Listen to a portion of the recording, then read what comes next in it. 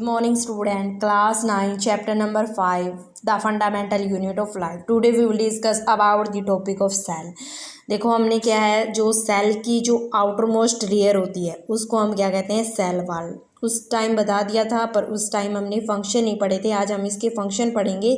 तो सेल की जो आउटर कवरिंग होती है उसको कहते हैं सेल वॉल।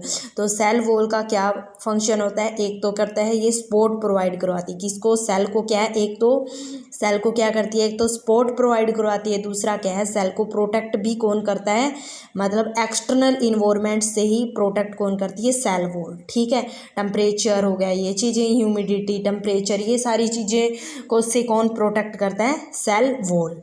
ठीक है, तो सेल वॉल का क्या फंक्शन है, एक तो क्या है, अगर आपसे पूछ ले right 3 function of cell wall, क्या कहोगे, एक तो क्या है, सपोर्ट प्रोवाइड करवाती है सेल को, और सेकंड क्या है, प्रोटेक्शन प्रोवाइड करवाती है और एक्सटर्नल इन्वायरमेंट से प्रोटेक्शन दिलाती है। सेकंड आती है, थर्ड बात ये क्या है कि ये सेल मेम्ब्रेन के बाहर होती है। ठीक है, तो सेल मेम्ब्रेन के आउटसाइड क्या होती है, सेल वॉल, और ये सपोर्ट प्रोवाइड करवाती है, सेकंड प्रोटेक्शन भी प्रोवाइड करवाती है। उसके बाद में सेकंड बात आती है सेल मेम्ब्रेन की।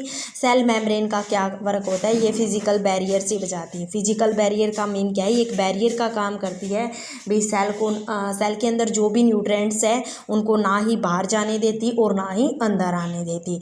और ये दूसरा क्या है, इंटरनल और एक्सटर्नल के क्या के इन्वायरमेंट को भी क्या स्प्रेड करती है। ठीक है, तो आपको पता है कि सेल वॉल क्या थी, प्लांट्स के अंदर पाई जाती है, एनिमल सेल्स के अंदर सेल वॉल नहीं होती, पर सेल मेम्ब्रेन प्लांट्स के भी अंदर होती है और सेल वॉल के अंदर भी होती है। उसके बाद में जो ये होता है साइटोप्लाज्मा। साइटोप्लाज्मा क्या होता है, एक जेली लाइक सब्सटेंस बताया था ना। साइटो का मतलब ही क्या होता है, जेली लाइक एक सब्सटेंस होता है, और ये किस किस के बीच में फ्लूइड भरा होता है, मेम्ब्रेन, सेल मेम्ब्रेन के बीच में। और ये क्या होती है, इसके अंदर कुछ ऑर्गेनेलीज भी होती है। ऑर्गेनेली कौन कौन सी होती है वो बताई थी, एंडोप्लाज्मिक रेटिकुलम, राइबोसोम्स, लाइसोसोम्स, ये होती है, 8th क्लास में आपने पढ़ा भी हुआ है। ठीक है, तो साइटोप्लाज्मा क्या होता है, जेली लाइक सब्सटेंस होती है। इसके अंदर और क्या क्या होता है, इसके अंदर पानी भी होता है, साल्ट भी होता है, कुछ ऑर्गेनिक न्यूट्रिएंट्स वगैरह भी पाए जाते हैं। तो इसका काम क्या होता है, मूवमेंट करने में ये हेल्प करता है। उसके बाद में हमने पढ़ा था न्यूक्लियस। न्यूक्लियस को आपको बता दिया, ये ब्रेन ऑफ द सेल है, सारी इंफॉर्मेशन को स्टोर कौन करता है, न्यूक्लियस। और ये डीएनए और आरएनए प्रोटीन की फॉर्मेशन करने में भी हेल्प करता है। उसके बाद में हम बात करेंगे semi permeable membrane. Semi permeable का मतलब क्या है, आसानी से पास होने दें। सेमी का मतलब होता है सेलेक्ट करके ही पास होने देती है कोई भी चीज़ को। ठीक है, तो ये क्या है, ये क्या है, सेलेक्ट करके कोई चीज़ को पास होने देती है। ठीक है, जैसे ये यहाँ पे क्या है, हम एक बीच में लाइन ड्रॉ कर रहे हैं, ये हमारी होती है सेमी परमेबल मेम्ब्रेन।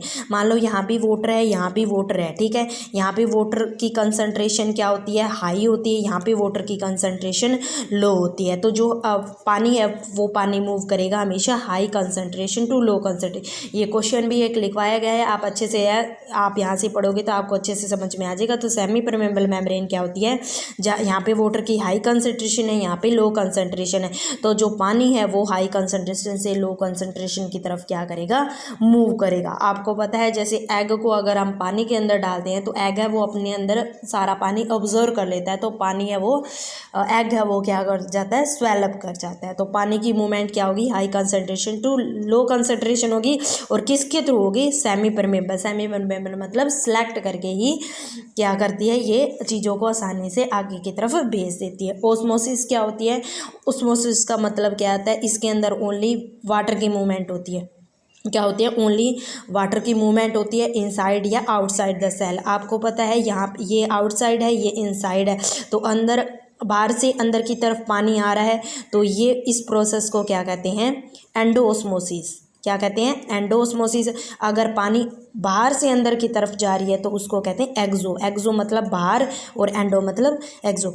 ठीक है, इसका कहने का मतलब है कि पानी क्या है, अगर पानी अंदर से बाहर जा रहा है तो पानी अंदर तो उसकी कंसंट्रेशन हाई थी और बाहर क्या थी, लो। अगर पानी बाहर से अंदर आ रहा है तो पानी की कंसंट्रेशन हाई होएगी, और अगर अंदर क्या होगी, लो। तो हाई हमेशा पानी मूव करेगा वो हाई कंसंट्रेशन से लो कंसंट्रेशन ही करेगा, तो वो प्रोसेस होती है ओस्मोसिस। पर डिफ्यूज़न के अंदर क्या है, इसमें ओस्मोसिस में तो ओनली वाटर की मूवमेंट होती है। डिफ्यूज़न के अंदर अब कोई भी हो सकता है, वाटर भी, ऑक्सीजन भी और CO2 कोई भी गैस क्या है इसके अंदर आसानी से पास हो सकती है। इसके अंदर भी कंसंट्रेशन वही सेम होगी, हाई कंसंट्रेशन से लो कंसंट्रेशन तक ही, हाई कंसंट्रेशन से लो कंसंट्रेशन मूव होगा, कोई भी सब्सटेंस मूव करेगा, पर ओस्मोसिस में ओनली वाटर की ही मूवमेंट होगी। ठीक है, थैंक्स।